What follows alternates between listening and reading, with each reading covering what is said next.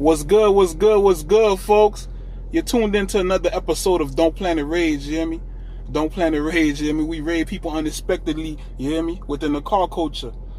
One of the purposes of Don't Planet Raids is to raid keynote figures in the car culture that are responsible for making your car look good, that are responsible for customizing your car.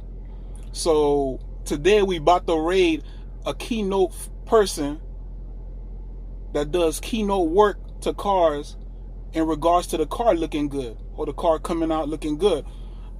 He doesn't know that we about to raid him today. It's gonna be unexpected, but we just pulled up. He don't know that we out here. It should be real interesting, you feel me? I feel like this type of person is responsible for making the car look good. Also, Donk Day 2020 going down May 16th in Miami, Florida, you hear me? Donk Day 2020, which is the 6th annual Donk Day, you hear me? I can't believe we going on the 6th annual. Time flies, you hear me? 6th annual Donk Day going down May 16, 2020 in Miami, Florida. You feel me?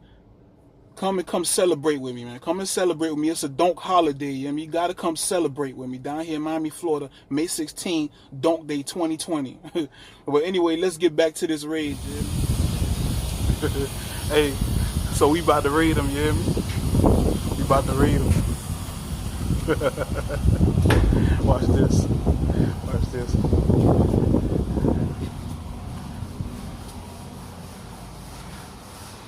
Yo, yo.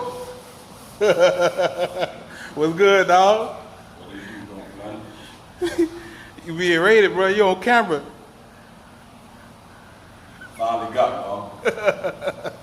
Hey, man, I had to get you, dog. You know, you a keynote person when it comes to making these cars look good, dog. So I had to get you, dog. I had to get you, dog. You at least send a nigga a phone call or something, let them know you're coming. Hey, this supposed to be unexpected, man. This supposed to be unexpected, man. I had to get you, dog. I had to get you. What's good, though? What you got going on, man? I'm chilling, man, working on the 74. Oh, yeah? Vert. The 74 Vert? Yeah, man. I'm trying to get these quarter pounders, right? Oh, okay, okay. Hey, but for the people who don't know, man, tell them your name, man. Vandyke. Vandyke. That's what's up. That's what's up, Vandyke, man. Better known as Juice. Juice. Sooty brother. Okay, okay, okay. That's what's up. Mr. P. Ride Flaw, whatever you want to call it. Hey, so let the people know what you do to these cars, man. Or what you doing right now, actually. Basically, right now, man, I'm just trying to get this quarter pounder right. Yeah. You know what I'm saying? Yeah. Blocking the quarter pounder. Uh-huh. Trying to get it nice and straight, trying to make sure all the lines nice and straight. Yeah. What you do? So what you doing right now is body work. But right now I'm blocking the crown. Uh-huh. Block right here. You blocking it? I'm blocking it. Yeah. And as you can see, I got a round block. Yeah. All you body mans out there, man, y'all don't tighten up on your blocking game, man. You ain't got these blocks, all this here. Yeah. You ain't doing that, man. A lot of body men, not saying that I'm the epitome of the body man. I ain't saying that, but I know a little something. Yeah. I'm grade. Okay. By the best, you know what I'm saying? I just started out myself, but Okay. a lot of body men think it's all about these here. Uh-huh. L5s and the 8-inch big wheel. Yeah. You know what I'm saying? I mean, don't get me wrong now. They play a big factor as being a body man. You know what I'm saying? They get you, where you need to be, but you know, when you get to the end of the process, man, these what it's all about. So Elbow grease. elbow grease. So you call these things blocks, right? Yeah, these blocks. So what is the purpose of a block? Well, the purpose of a block is, if you take this block right here, Yeah. that you can see is flat, Yeah. and then you put this on the surface like this, Yeah. and you block. Yeah. What you're doing is you're trying to get this surface flat like this block. You're trying to get the surface of the car Flat, nice and flat. nice and flat. But if you look at the contour of this quarter pounder, it's not necessarily flat. It has Like a little roundness it to has it. like a roundness to it. Yeah. So you want to put this block, but you want to go to the shape of the car. To the shape of the car. And you want to block it. Yeah. You see what I'm saying? Uh-huh. And what they do, blocking, if you look at a lot of cars, if you look down the side of a car, you will see it have a lot of waves Yeah. and ripples. Oh boy, I don't like them waves. But that's what I'm saying. See, a lot of people, a lot of body men, some people don't know. Yeah. And some people are just lazy. Yeah. When it gets to the final stage, like this here, yeah, I don't even use no machine. I don't even use no machine. Yeah. I use straight block. Straight block? Straight block. Guy code. Black paint. Uh-huh. Look at that surface. You see that black? Oh, that's why that, okay. So that's why that's They call this a guide code. Guide it's going code. to guide me. Uh-huh. Watch this here. I sprayed this black, right? Yeah. Now watch when I block it.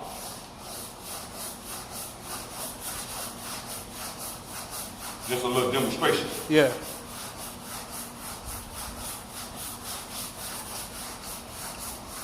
So as I keep blocking, you see where you can see the primer, but right here you can see where you can still see the black. Yeah. So this black is letting me know that this surface is not fully flat. It's not fully. Oh. It's when you block and all of the paint Yeah. has left. It's letting you know that either it's right where it needs to be, or you got it. Yeah. You see what I'm saying? Yeah. So at this stage, I don't even use my machine. Machines only get you so far. Mm-hmm. A lot of body men, like I say, they lazy. Yeah. They'll put this block on there and they'll block with this machine, and because they don't like to actually block, they let it go. Yeah. That's not being a good body man. Because the elbow grease. This one, the elbow grease. Because the elbow grease is harder than the machine. You feel me? So. Let me tell you Yeah. something. When I be on this car, Yeah. I be blocking, and I block. When I finish, you know what I say? What? Ow! You know why? Because it's just like being in the gym. Yeah. Working that muscle and it burns. Yeah. You see what I'm saying? A lot of dudes, they lazy, they don't want to go through that, man. So you ain't got these blocks, man. And like I say, different round blocks. See, this block Yeah. here is round. It's made for in the seams. Yeah, Like this here. I was looking at that because the body got a little, like a little Exactly. seam thing right there. It's Yeah. made like this here. So this is what this block for. I got different shape blocks. I got blocks for smaller areas. Yeah. You see what I'm saying? Okay. So blocking the cars will make that body straight. Exactly. But now, here's the catch now. Okay. This is probably my 4th time priming this. 4th time. Oh. Yeah, because you just can't do body work on the car, prime it, block it, and let it go. It don't work like that. Yeah. If you notice, I seen Sandman. He was doing I think it was a 74 Vert. Mm-hmm. He said he primed the car 8 times. Because every time you prime a car and you build up that primer, and you block, and you block, and you block, you're taking out ripples. Taking out ripples. Yeah. So you should prime it again, and you block. Because you can only get bundled but so flat. Exactly. You see what I'm saying? You can only get it but so straight. That's why you got to put primer on top of it, build it up a little bit, and you block the primer real nice. Mm-hmm. You see what I'm saying? Okay. And even yet still, to be safe, you want to paint a car black. Black shows up everything. Yeah. Black shows up everything. Like my brother, what we going to do to this, we going to paint it black. Paint it black. And once we paint it black, I'm going to get down, I'm going to look, I'm going to see what needs to be done, whatever ripple, and then I'm going to go back at it. Yeah. Do a little bit more blocking. So that's the process, man, of trying to get it nice and flat, man, you know? So when you saying Sandman said he primed the car 8 times, that's good. Of course that's Okay, good. so that's good. Okay. Because once you put prime on the car and you block it and you break that primer down, you can put more on top of it. Mm-hmm. You see what I'm saying? Mm-hmm. Mm-hmm. It's nothing wrong with that. Okay, now another question I wanted to ask you in the body work game, since you're an expert. And I think, if I'm not mistaken, I think it was 8 times. Don't get me wrong, I knew it was quite a few times when he was talking, and the car was coming out nice and straight. Man, Nice and straight. With that he was doing. I can't remember the exact number. Don't Yeah. hold me to that. But it was numerous of times that he blocked and primed the car. Blocked and primed. Exactly. So, since you're an expert, one of the questions. I'm not an expert. You're not an I'm expert. I'm still a learning stage. Exactly. Yeah, I feel you tell on you that. 'Cause people learn every day. I started doing body work in 2016. Yeah. It's 2020 now. You see what I'm saying? Uh-huh. And I'm still learning. You see what I'm saying? I'm still learning. Mm-hmm. I won't consider myself a baby, but I won't consider myself an adult neither, as far as knowledge. Exactly. You see what I'm saying? Yeah. I still go to my superiors and ask questions. Gringo, I don't know if y'all familiar with Gringo. Mm-hmm. He's a white dude. He do a lot of welding and stuff like that. One of the best in my opinion, Gringo, as far as welding, body work, even paint, everything he do is just superb. Yeah. You see what I'm saying? People like Gringo, in my earlier stage of looking at this here, when I didn't even know I was learning, I give that credit to people who was working for my brother, these two dudes. One of them work for Merck right now. His name is Tony. Tony. And he had another guy who was working for him too. His name is John. For my brother, we was down on the other side of the old shop. Okay. I used to watch these dudes. Yeah. You know what I'm saying? I ain't gonna say they taught me. Tony, no, they did taught me. But when I say teach me, I didn't want to do body work back then. You know, I'd just come in and out, ask them questions and leave. You see what I'm saying? But I would watch Tony and John. So I would say that they laid down the fundamentals of body work in my mind. Now, when I started doing it, I would say that it's a dude by the name of Rick. He's the work for my brother. His name is Rick.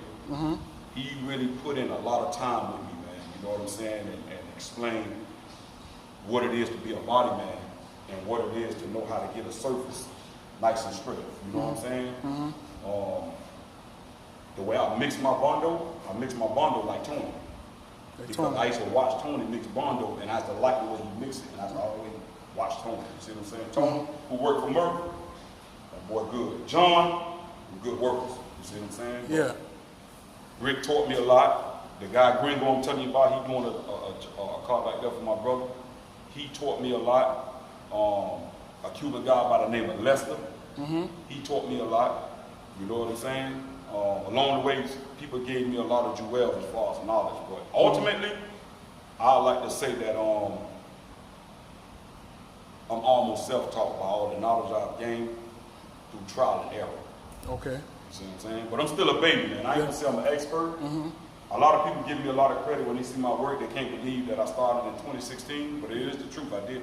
When I first started with my brother, started in like 2013, I started out water sanding cars by hand. Water sanding by hand? And then my brother, he bumped me up. I started taping up rims and painting rims for a lot of them guys in Pompano. You know, then I started prepping, taping up cars. But in 2016 is when I started doing hardcore body work like this here. Okay. And I paint. And you paint too? I paint too as well. Okay. That's what's up. So I know you say that you're still a baby and you're still learning, and we understand that. But one of the things I want to talk about is online, on social media rather, a lot of people always saying stuff like, oh, I think a lot of people are confused with Bondo. A lot of people confused, they think like paint shops are not supposed to use Bondo at all. Is it possible to build a Donk, you know, to do body work on a car or on a Donk without using zero Bondo? No. I'm going to tell you why. I'm going to use this as an example. Yeah.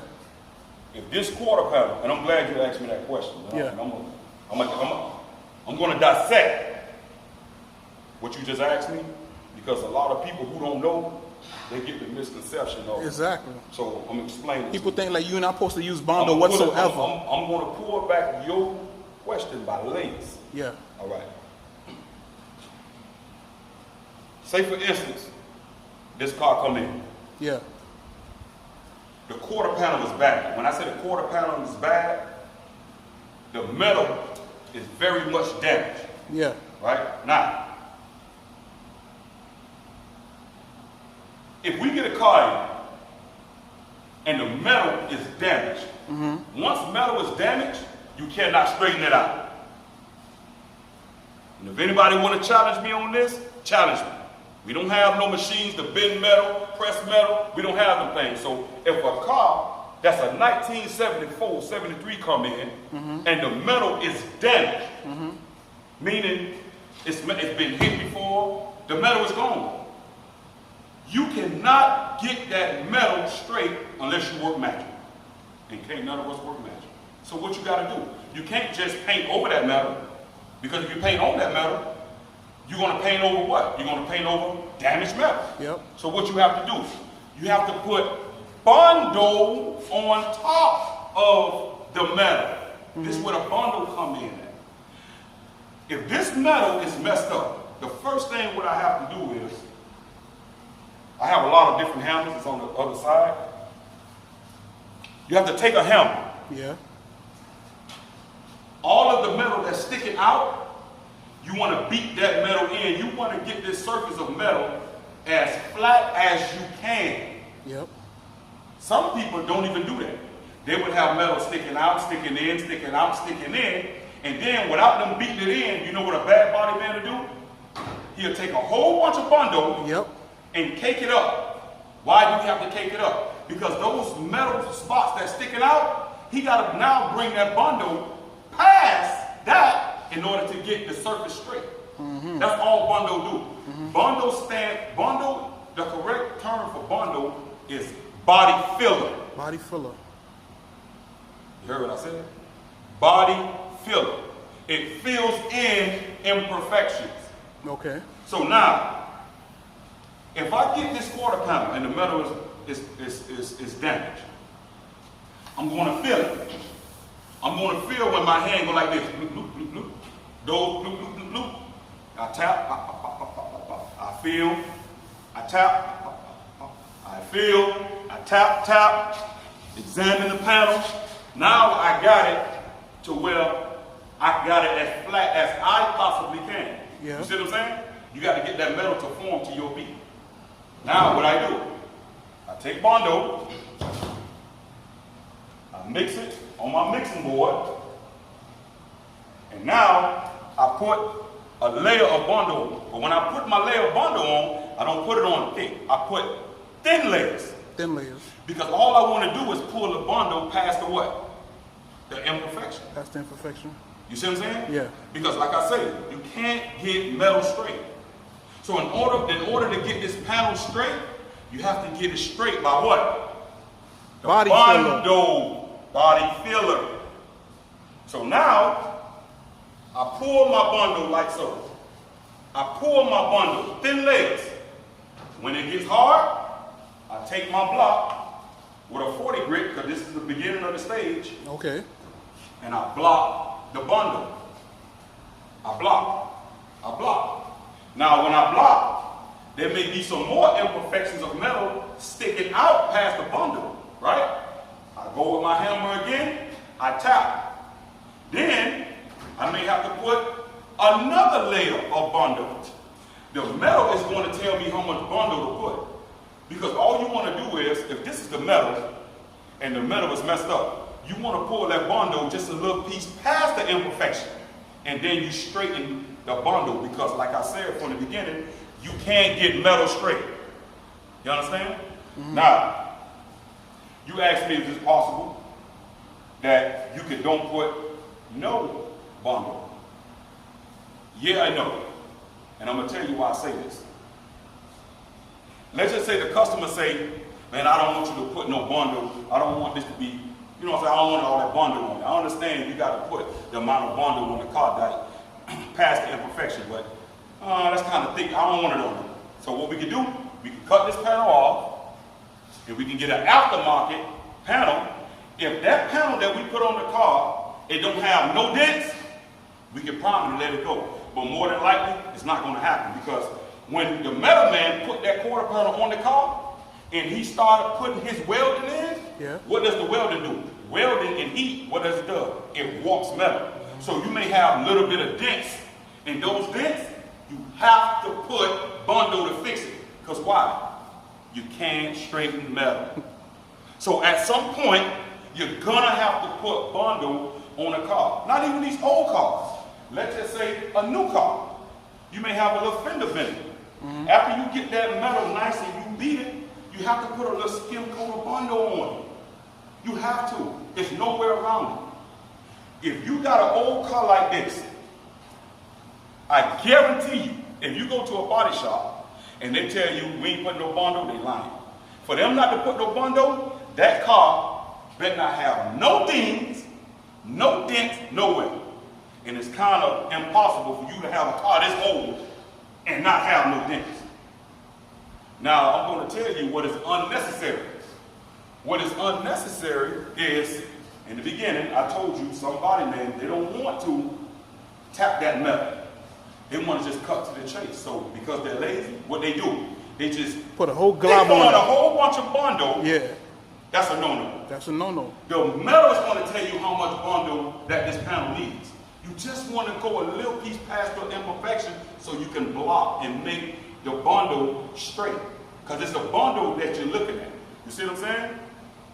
It depends on how bad a panel is. It's going to tell you how much Bondo that you need to put. Yeah. You see what I'm saying? I seen a video that a guy did. Someone showed me the Chicos. They did somebody's car, Vert. And the guy went to another body shop and they was like, look how thick the Bondo is. Now, I don't know the ins and outs of his fender that he was showing, but to my knowledge, I'm not no hater. To my knowledge, the Chicos down in Homestead, they do good work. To my knowledge, as far as I know. So based on the knowledge that I have of them Chicos down there, I can guarantee you whatever amount of Bondo that was on that car, it was probably necessary. Necessary. But sometimes the amount of Bondo that people put on cars is unnecessary. But to answer your question, is it possible for you to do these old cars and not put no Bondo? I'd say it's slim to none. Slim to none. Slim to none.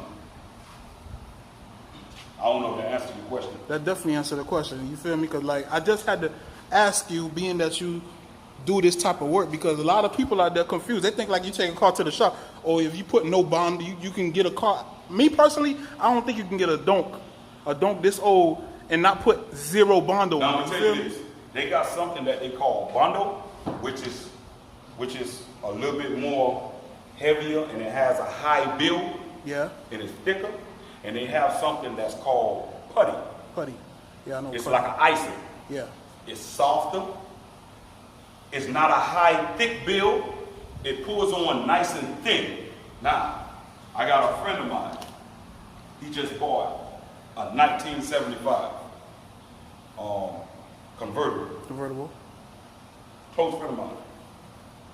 Clean car. He asked me to come over there to look at the car to his house in Richmond Heights. I went and looked at the car. Got on my knees, looked at the car. Car is a clean car. But knowing that the car is from 1975, you're gonna have little bits of waviness. That's every car. I don't care how clean a car is. I don't care if you bought this car for, let's just say, $30,000. If that car ain't never been played with, you're gonna have a little bit of dings, a little bit of wave, because why? Throughout the years, you have people leaning up against the car, hitting the car, so you're gonna have a little bit of, imperfection. Imperfection, right? yeah. Now, whoever do the body work on his car, in my opinion, my friend I'm talking about, they don't even need to go so severe with Bondo. Me, what I would do, I would block that car. In any place that need any type of filler, I wouldn't even use Bondo. I would use putty. Okay. So, and now that takes me back to your question. Do every car need Bondo? I would say no, Bondo. But it would still need some type of form of filler. Body filler. In the case of my friend 75, he don't even need no Bondo because the car's clean. Yeah. I would just put a little skim coat. Skim coat. Of putty. And that's it. Okay. But can you get one of these cars, and I'm going to say, forget Bondo in the name, can you get one of these cars and it don't need no type of body filler? Hell no. You're going to need some type of filler somewhere on this car. If not the whole damn car. Okay. And there's nothing wrong with that. Nothing wrong with that. That's what it's made for. Where it becomes wrong is when you get a lot of body men who's lazy or who have the lack of knowledge and they cake it up and have it this thick. Now that makes no sense. Yeah, that's terrible right there. Hell yeah, I definitely understand that. But yeah, man, we glad you cleared that up. Another thing I wanted to ask you is, you own any Donks yourself? I used to. Used to. How many Donks have you had in the past? Two. And this was my first one. What year?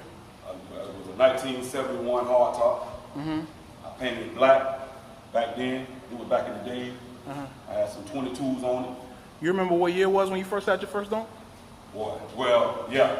When I first got my Donk, I was still in high school, so this had to have been 98, 99. 98, 99. 2000.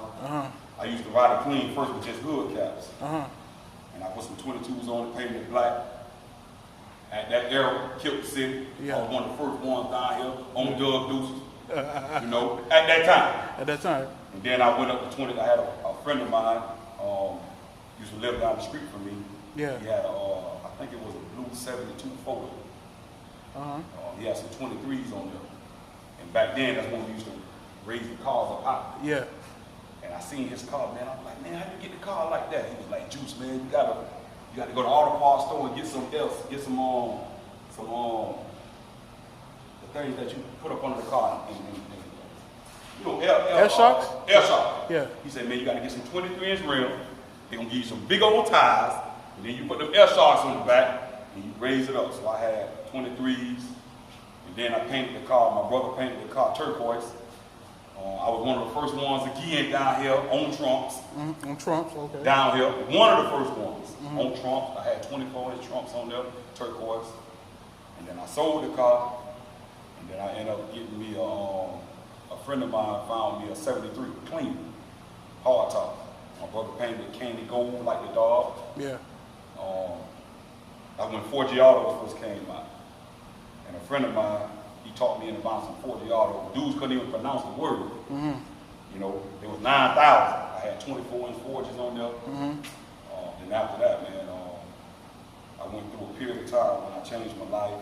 You know, I got married, you know, got into the church, and I just let it go. Okay. And ever since then, man, you know, this is close as I come to them now, man, as far as working on it. But I still appreciate them. Yeah. I still love them. It's still in my veins. I got a group chat going on right now, man, where I got like 19 dudes in there, man. And majority of the time we talk about cars. You know, if we ain't arguing, breaking the floor, but it's mainly about cars. So yeah, I still appreciate them, man. You know, I grew up around these Donks, man. So back from 1998 when you had your first Donk compared to now, we in 2020.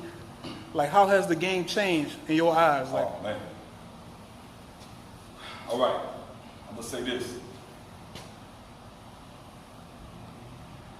Back when I was in it, the definition of going all out in a Donk, back when I was doing it, the definition of going all out was interior, rims, paint, music, more. That was the definition of going all out. Now, if you want to get technical, these guys is taking going all out technical nowadays. So to answer your question, nowadays going all out, chassis off, frame off, putting brand new bolts and screws. You know what I'm saying? Big disc brakes, everything re-chromed. You know what I'm saying? Back in the days, man, all we did was just put music in the trunk.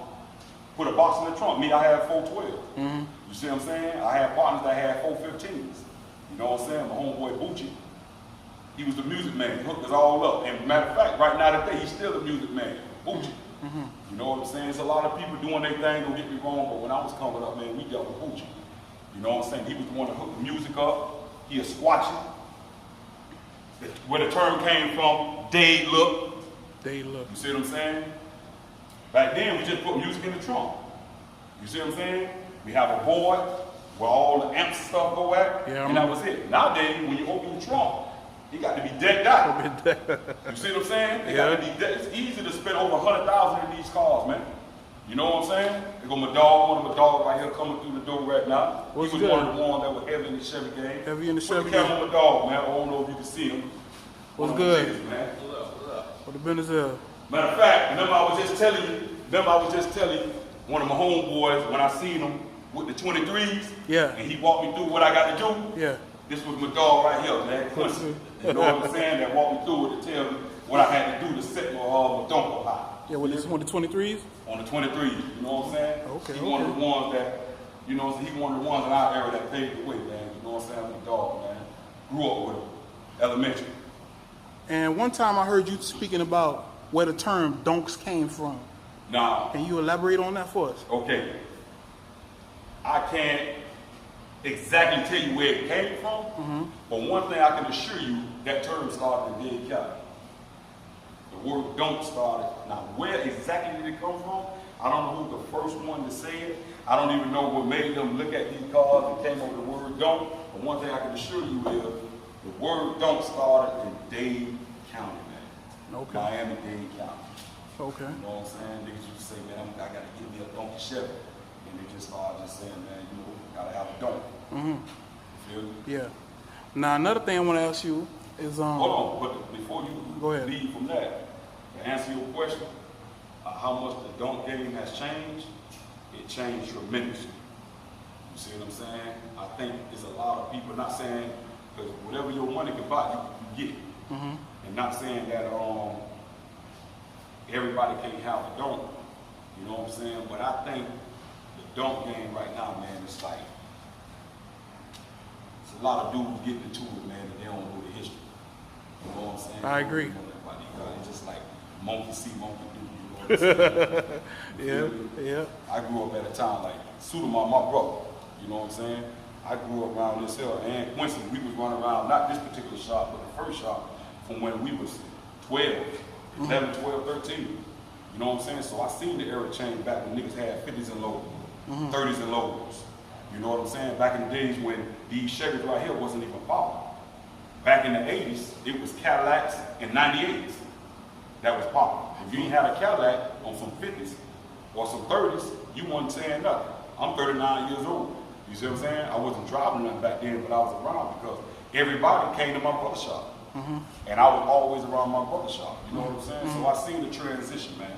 I seen it. So it changed tremendously, man. Right now, man, like I said, you can put 100,000 in these cars. Easy. Right now, if a dude say he doing the whole donk, it ain't like how we was, like I say, back then, it was just motor, music, rim, etc., etc. Right now, if a dude say he doing the whole donk, you better have evidence that this body came off the chassis, your chassis is painted or powder coated, all the screws and bushings better be brand new, motor built from the ground up, rim built, bimbo brakes. This the way it is now, man. You know what I'm saying? So you got to be ready, man, when you come inside this donk game now. So it changed tremendously. Definitely. And then the other thing I was going to ask you was, like, one of the phrases we always hear in the donk game is that the donk game is stressful, right? So the donk game is stressful. So now with that, you know, I came up with the whole situation where I call this donk horror stories, right? And I've been through them too. Like, donk horror story meaning, like, you know, you own a donk and you either like broke down sometime or you know what I mean, you went through headaches with shops or whatever. So you got any donk horror stories for us? Listen, the first horror story that I'm gonna tell you, right? I remember my nigga Q. We would cross the street in Pine Creek. He had a photo. What year that was, Q? When it was cream. He had a 72. Yeah. And I used to hang across the street in Pine Creek. I came downstairs. I see my dog deep off in his trunk. I think they would have a jam or something on 104. Yeah. I see him deep off in his trunk. So I'm like, damn, Q, what you got going on? He's like, man, if I can't get this get down right, I can't come through. I gotta have this get down right. Something wrong with the music. Yeah. And if he ain't have that music right, my dog ain't want to come through. You see what I'm saying? I'm just giving an example. And for me, man, flywheel problem, starter problems. You know what I'm saying? Coming through the Goon Bay. Back then, man, we just throw the battery and push the music. Back then, we just used to put it in the trunk. Yeah. We ain't never used to lock it down. I remember one time the battery, I'm coming through stunned, acting a donkey. My battery touching the quarter panel, sparking, my whole trunk, damn near on fire. Oh, damn. You see what I'm saying? Yeah. Flywheel, go to crank it up, making loud noises. My car cutting off. You know what I'm saying? Bad spark plugs. You see what I'm saying? Just, man, I went through a lot of horror stories, man. A lot. My starter getting hot. We wanted to build a motor, but we had regular starters. So the starters to get hot, you got to get up under there with a hammer, or you got to get up under there, tap the starter, tell your homeboy, hit the cut, turn it on, cuz. You know what I'm saying? Then I'm talking about straight horror stories, man. For real. Straight horror stories, man.